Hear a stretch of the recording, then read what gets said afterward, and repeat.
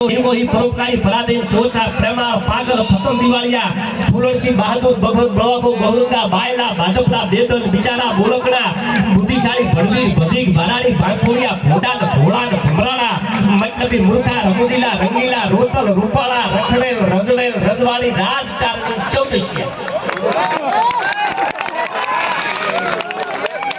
હવે આપણે નક્કી કરવાનું છે કે આપના નામ બોલ્યામાં આપણે કયા લિસ્ટમાં છીએ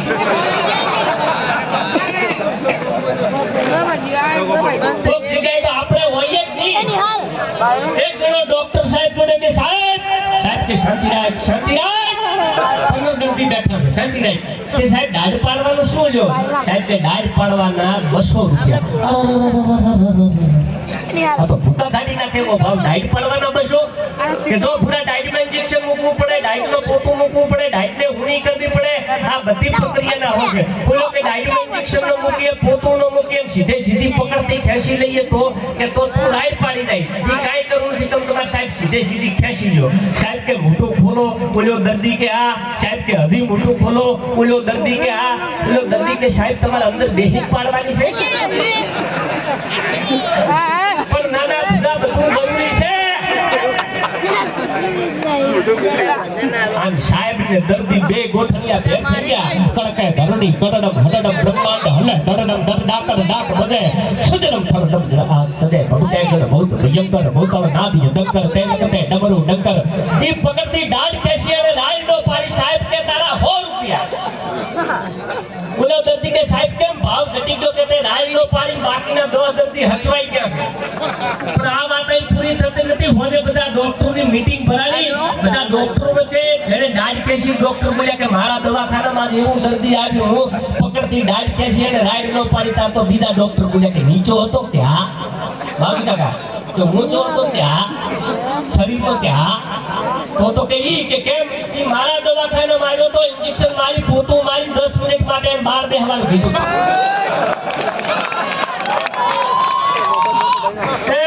ઈ તમારા દવાખાનામાં ભાગ્યો છે ઇન્જેક્શન ક્યાંય મરાવે પોતું ક્યાંય મરાવે ડાઢું ક્યાંય પડાવે એક પછી તમે ફાળાની વાતો કરો ગોપાલપુરી મહારાજની પ્રતિષ્ઠા છે ખોડિયારમાંની પ્રતિષ્ઠા છે રામાપીરની પ્રતિષ્ઠા છે ને એમાં કંઈક દેજે જો હરામ બરોબર ઈ રૂપિયો આલે તો એક તાર લાગી તાર તમે શંકુ કે વીણાના તોડી શકો ઓલા મોરલાના ટહુકારને તમે એમ ન તોડી શકો અને ડરાવી ધમકાવી તમે માનવીના કદાચને હાથ તો જોડાવી શકો પણ ગીરના ડાલા મથા સિંહના પંજાને તમે એમ ન જોડાવી શકો એના માટે મર્દાનગીની જરૂર પડે બાપ એના માટે શૂરવીરતાની જરૂર પડે છે અને આ બાવલીઓના પરચા કેટલા છે ભલા માણસ જેને કહેવાય કે આ ઈ ગુરુ મહારાજ છે આ દિશાની ધરતી ઉપર રાજપુર મઠની અંદર કોકથી દર્શન કરવા જાજો સાહેબ આવો નાવો જો આ કાપડા ગામમાં જો મઠનો સ્થપાય તો ભલા માણસ અહીંથી બારોટના દીકરા તરીકે બોલવું લગાવો છે ભલા માણસ એવી ચેતને જગ્યા એવી દિવ્ય જગ્યા એવી ધરોહરની જગ્યા એવી ખબરાતની જગ્યા એવી અમરાતની જગ્યા જેને કહેવાય કે હા કાપડા ગામની ધરતી ઉપર ઇતિહાસ સર્જવાનો છે ભલા માણસ ઇતિહાસ સર્જવાનો છે આ મારા અહીંથી બારોટના દીકરા તરીકે જો બોલતો હું બાપ તો એની વંદના કરજો એની પ્રાર્થના કરજો ને આ મામડિયા ચારણની દીકરી ભગવતી જાગતી જ્યોત આજ જેની જયંતિ છે એવી માં ખોડિયાર તમારા આગળ આવીને બેહી ગઈ છે ભલા માણે ઈ ખોડો તમારા દર્શન દેવા માટે તમને વંદના કરવા માટે મળી છે ભલા માણે એટલે એક ભાવથી એક મતથી જ્યારે મળ્યા છીએ એટલે કે જેને સમજાય ને ભાઈ એની મજા છે નથી સમજાતું એના માટેની તો વાત જ નથી એક બાપુ આશ્રમ બાંધીને બેઠેલા ને ચેલા કાકા એક બાપુ આશ્રમ બાંધીને બેઠેલા ને એક ચેલો આવ્યો ચેલો ગુરુ બે આશ્રમ બાંધીને બેઠેલા આશ્રમ બાંધીને બેઠા પછી ગામના મુખી બાપા આયા કે બાપુ પ્રસાદ લેવા પધારો ગુરુ મહારાજ કે અચ્છા बापू के अच्छा बच्चा तेरी इच्छा है तो प्रसाद लेने को आज आएंगे इसमें क्या बड़ी बात है गुरु चेलो बे प्रसाद लेवा गया प्रसाद लीधा પછી બાપુ બોલ્યા કે બોલ મુખી तेरी इच्छा क्या है मुखी बापा पर अंगूठा सा कुहराई दी बापू इच्छा कोई ज्यादा नहीं है मेरा 2 बीघा का कटका 2 बीघा का खेतर पूरा ठाकुर है बापू, इसमें बारिश नहीं होती। बापू में वर्षा नहीं तो और बापू पर वीजी दिया हो जा बच्चा, कल तेरे खेत में बारिश हो जाएगी। हम चेलो के बापू एक बाजू आओ, तुम्हारा काम से કે વાદળું દેખાતું નથી, વરસાદ ક્યાંથી લાવશો? એ ચિંતા करने की जरूरत नहीं है। मुखी बापा का खेतर किधर पड़ता है कि तलावना कांठे।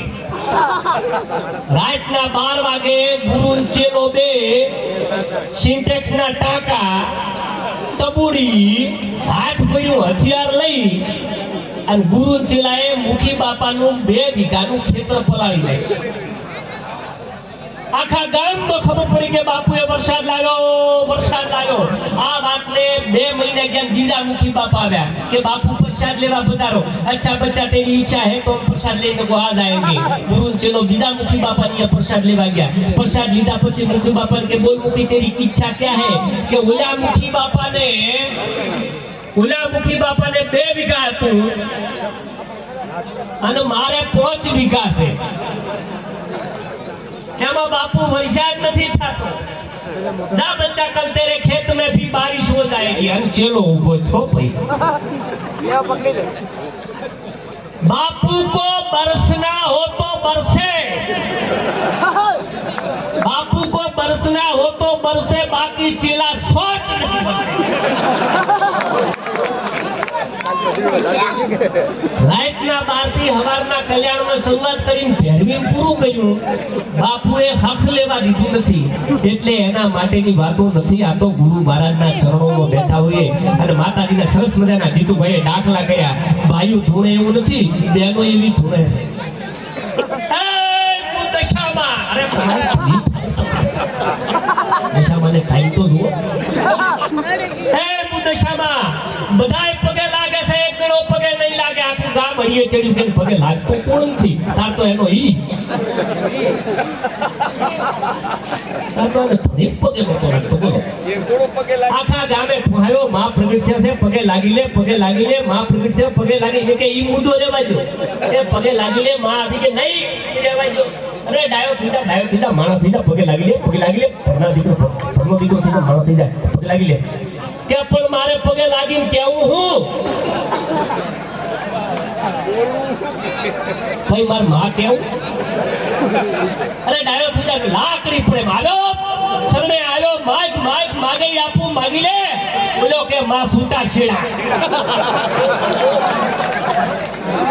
તમને સાહવારે આવા ઓટાર આવે, ભૂખ ભેગું થાવું, મારે ધંધા કરવા, એટલે કેવું પડે કે એક આવે સુખ ઉપજે, એક આવે દુઃખ થાય, એક વિદેશ ગયો ન વિહરે, એક પાહે બેઠો ન પુહાય। આનંદ કે કર્માનંદા, આ તો માણ હે ફેર, એક લાખો દેતો ન મળે ને એક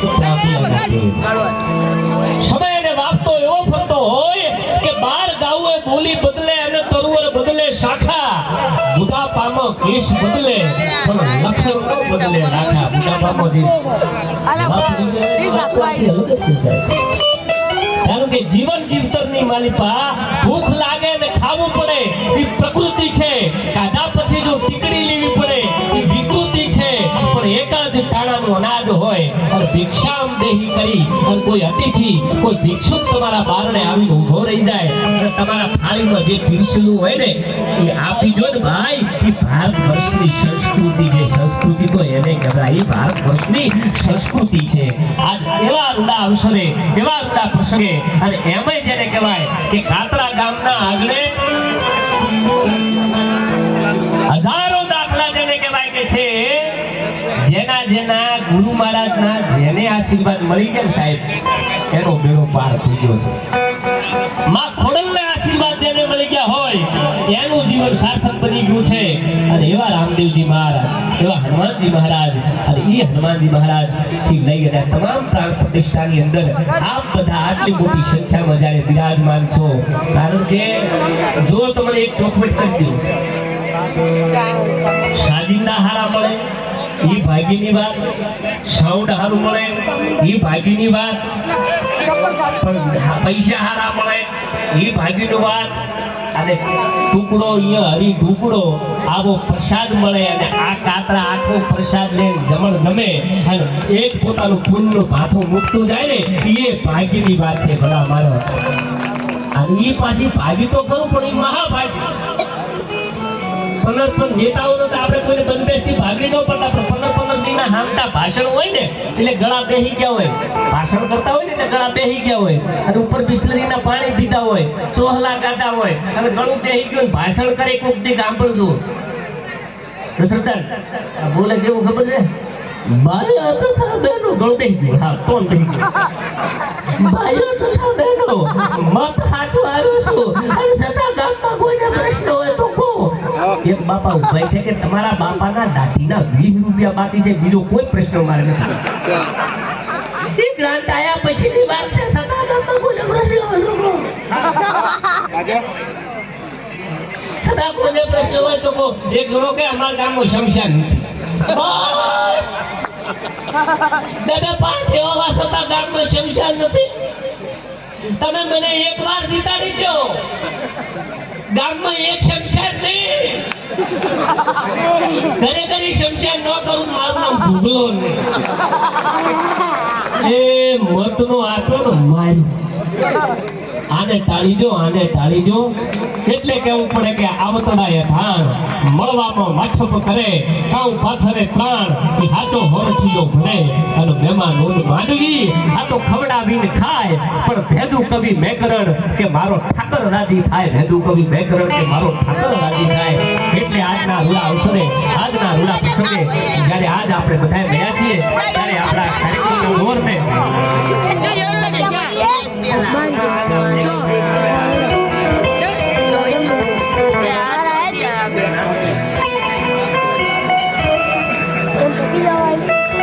હવે દરેકનો રાઉન્ડ આવી જાય એ રીતે આપણે બધાની અહીંથી ફટાફટ રજૂઆત કરીએ. તો ગુજરાત ભરમાં જેનું ઉજળું નામ છે અને વય નાની અકલ વધુ ઉજળા લેના આચાર એવા અહીં બેનબાઈ ઉપસ્થિત છે.